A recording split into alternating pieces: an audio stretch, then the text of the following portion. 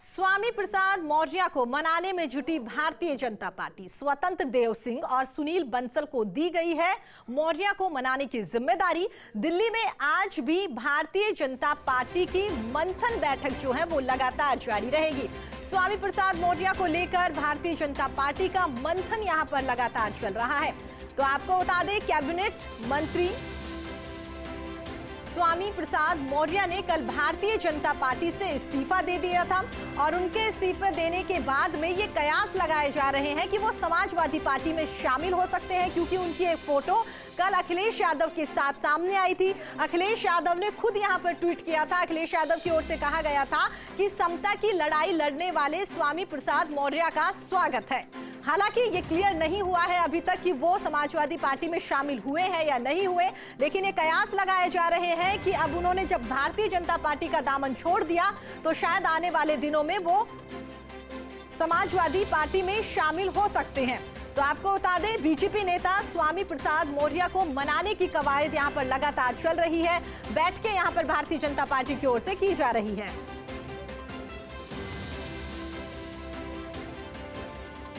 इसी खबर पर हमारे साथ बातचीत करने के लिए हमारे सहयोगी एहतेशाम हमारे साथ जुड़ गए हैं। एहतेशाम, कह सकते हैं एक और जहां पर इस्तीफा दिया गया, उसके बाद से सपा में शामिल होने के कयास यहां पर लगाए गए। हालांकि अभी तक वो क्लियर नहीं हुआ, लेकिन उससे पहले भारतीय जनता पार्टी ये चाहती है कि ये बातें क्लियर हो, इससे पहले एक बार फिर से वापस स्वामी प्रसाद मौर्य भारतीय जनता पार्टी में आ जाए।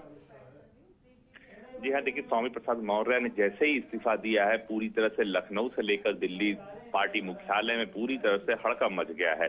स्वामी प्रसाद मौर्य को मनाने के लिए कई बड़े नेता लगे हुए हैं उनके संपर्क में, और ये बताया जा रहा है स्वामी प्रसाद मौर्य को मनाने के लिए स्वतंत्र देव सिंह, सुनील बंसल और खुद डिप्टी सीएम केशव मौर्य भी लगे हुए हैं। तमाम लोग यही बात कह रहे हैं कि स्वामी प्रसाद मौर्य जी आप वापस आइए और बैठ के बात करते हैं। लेकिन स्वामी प्रसाद मौर्य भी मौसम के हिसाब से रुख हवा का समझ लेते हैं। इन्हें मौसम वैज्ञानिक भी कहा जाता है कि हवा का रुख किधर भारी है उधर ही वो झुकते हैं। तो जिस तरह से स्वामी प्रसाद मौर्य दबाव बना रहे हैं, अब देखने वाली बात यह है कि बीजेपी क्या उनका दबाव सह पाएगी या उनकी जो डिमांड है बीजेपी मान पाएगी।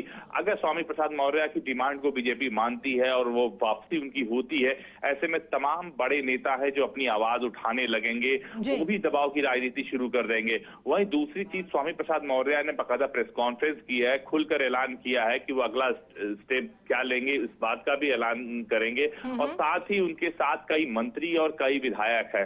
स्वामी प्रसाद मौर्य के समर्थन में जिन विधायकों को इस्तीफा देना था वो खुलकर सामने आ गए हैं, लेकिन कुछ लोग अभी भी पीछे हैं।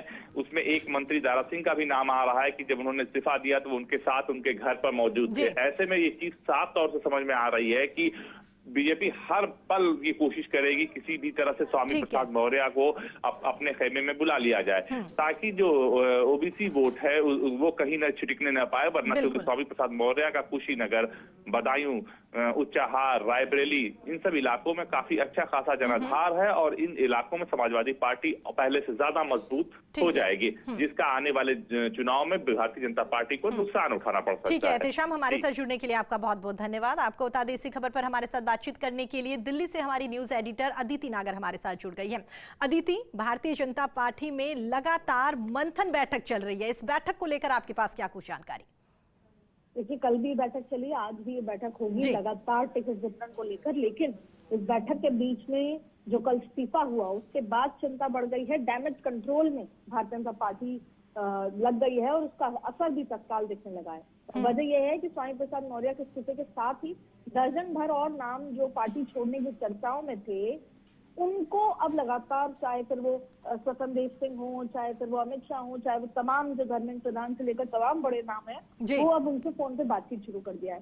कई ऐसे नाम थे, अगर मैं आपको बताऊं तो धर्म सिंह सैनी, नंद गोपाल नंदी, विधायक धर्मेंद्र शाक्य सहित कई और ऐसे नाम थे जो भाजपा में अब अपनी स्थिति को रहने के लिए साफ करने लगे। लेकिन पहले इन सभी का नाम उस लिस्ट में था। हालांकि 3 विधायकों को ले जाने से नहीं बचा पाए, लेकिन भारतीय जनता पार्टी जब सुनील बंसल डैमेज कंट्रोल में दूसरे तरीके से स्वामी प्रसाद मौर्य के साथ लगे, लेकिन अब स्वामी प्रसाद मौर्य से जुड़े लोग ये साफ कह रहे हैं कि अब स्टेप ले लिया गया है।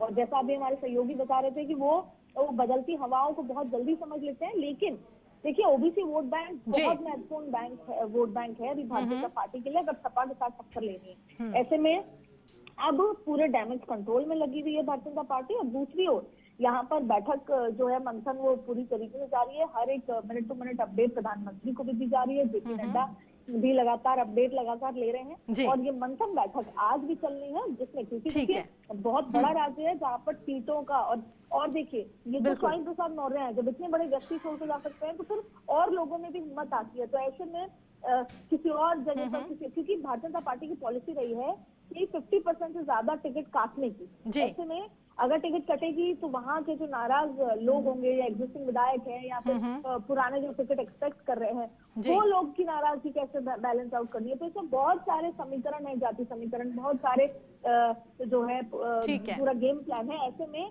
भारतीय जनता पार्टी अब हर एक कदम फूक फूक के चल रही है, खास तौर पे स्वामी प्रसाद मौर्य के इस्तीफे के बाद पूरे डैमेज। ठीक है अदिति, इस बैठक पर आप अपनी नजर बनाए रखिएगा। फिलहाल हमारे साथ जुड़ने के लिए, तमाम जानकारी साझा करने के लिए आपका बहुत बहुत धन्यवाद।